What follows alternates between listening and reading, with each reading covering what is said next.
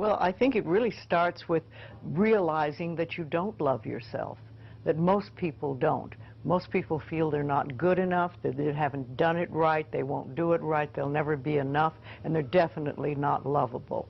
And when we come from that space, it's very hard to create things for ourselves that are really good.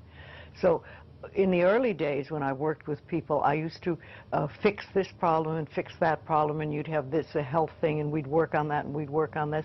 And one day I discovered, much to my amazement, that if I would help people learn to love themselves, to really accept themselves as they are, we didn't have to work around problems, because it was almost like a miracle. Everything seemed to fall away. It's a hard one for people because we grow up believing that we're not good enough and nothing is right.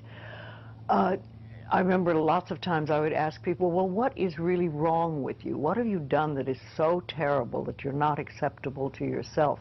And I never, ever, ever got an answer that made any sense. You know, they might say something like, well, I'm too fat. Well, so, you know. But when you talk about loving yourself, a lot of people think that that's vanity, but it isn't really. It has nothing to do with that. That is narcissistic. But to really care for you and to acknowledge that you are an important being. It's almost like in the Bible they would say, you recognize that you are a child of God, that therefore you are perfect.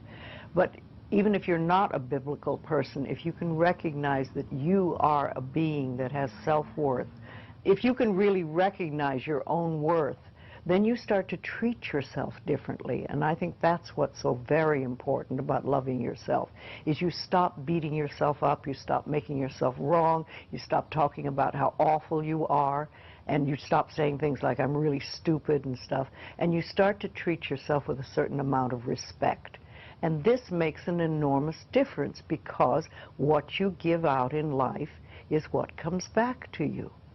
So if you're giving out a feeling of, I'm okay, I'm good enough as I am, and I am acceptable, and I love life, and I love me, and you start having gratitude for yourself and for life, then life treats you differently, because you are having a different vibration that you're giving out and getting back.